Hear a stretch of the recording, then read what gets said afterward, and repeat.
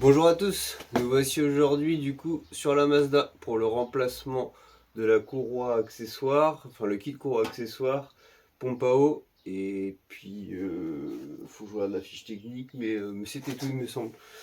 Donc voilà, bon bah écoute, je te reprends pour te montrer un peu comment ça se passe. Bon c'est des très bons moteurs là-dessus, c'est des très bons modèles, c'est assez accessible. Donc voilà, on va être pas trop mal. Ici on a j'avais oublié le support moteur en dessous. On appelle ça l'os. Donc voilà, allez, à tout à l'heure. Alors voilà comment ça se présente. Alors c'est une grande courroie parce qu'on va jusque là-bas en dessous. On revient là, hop. Alors ce que je vais faire, je vais caler le moteur, comme ça je vais enlever le support moteur pour avoir plus d'accès. J'aime bien voir et que quelques vis. Et puis de toute façon le moteur faudrait qu'il soit calé parce que du coup on a l'autre qui est là-bas en dessous. Donc voilà.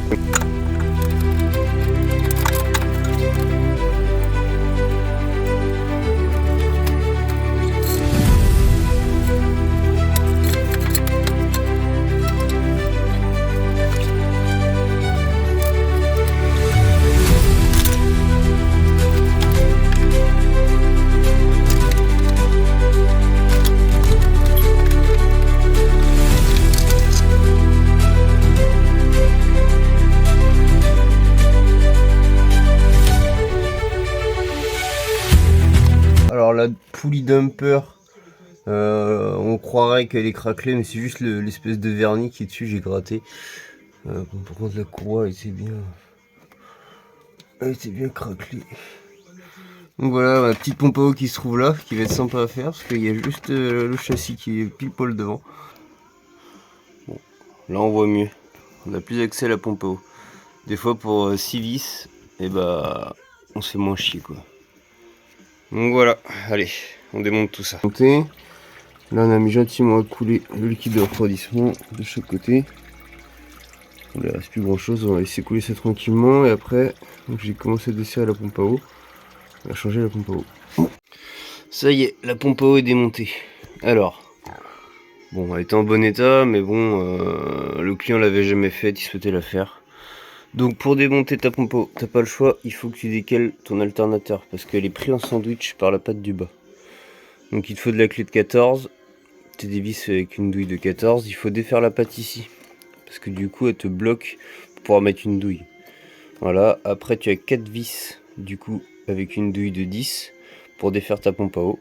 Donc prévois bien un bac en dessous parce que ça va couler forcément même si tu as vidangé ton radiateur. Et puis voilà, donc après là on va bien dégraisser tout le plan de joint, qu'il soit bien nettoyé. Et comme je disais dans la précédente vidéo, il n'y a pas besoin de mettre de pâte à joint. D'origine, il n'y a pas de pâte à joint. Donc sur un joint torique, on met pas de pâte à joint. Au pire, on met un petit peu de graisse. Ça permet qu'il sèche pas dans le temps et puis qu'il colle dans son logement ici, quoi. Des fois, il peut se barrer, on fait pas gaffe, il est comme ça mis de travers, on serre, et hop, on a une fuite. Donc monter à la graisse, moi je préconise, mais pas à la pâte. Donc voilà, allez, je remonte ça et on se reprend. Bon les amis, ça y est, tout est remonté. Bon, je vous raconte pas que lui là, le petit là, il m'a fait chier. Lui là, le petit salaud là. Ouais, toi là. Mais bon, on y a réussi. Grâce à ça. Bon, c'est pas conseillé hein, de forcer comme ça, mais là, il n'y avait pas le choix. Donc, pensez à garder vos anciens tubes de fourche. Ça, c'est un tube de fourche de scooter.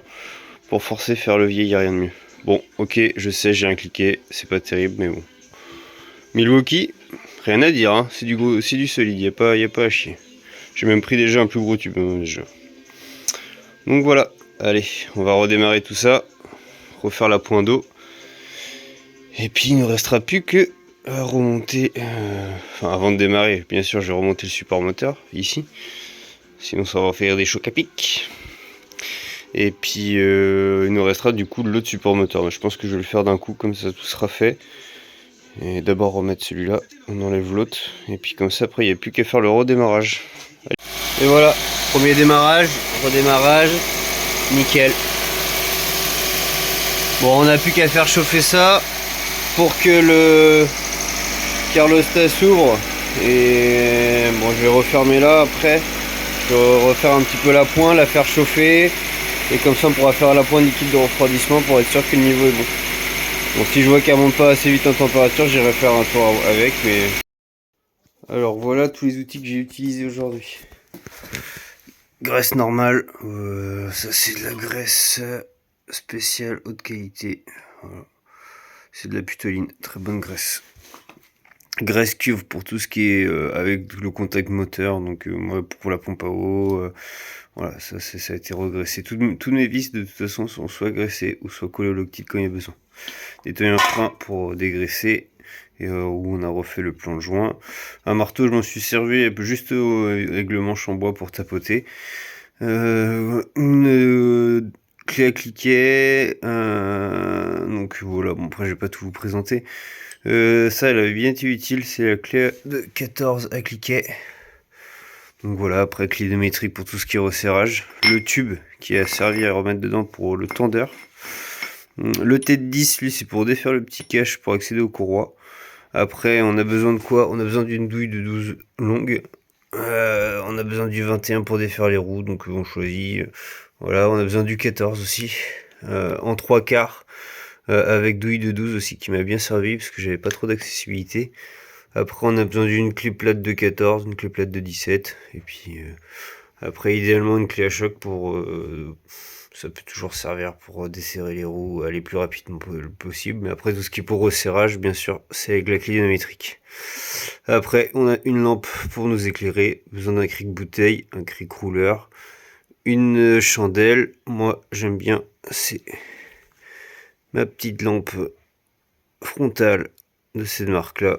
C'est par de gants, toujours utile. Donc voilà. Bon, ça y est, cette vidéo touche à sa fin. Je t'invite à t'abonner, si c'est pas déjà fait, à mettre un petit pouce bleu, ça coûte rien. Moi, ça me fait du référencement et ça va m'aider à gravir les échelons.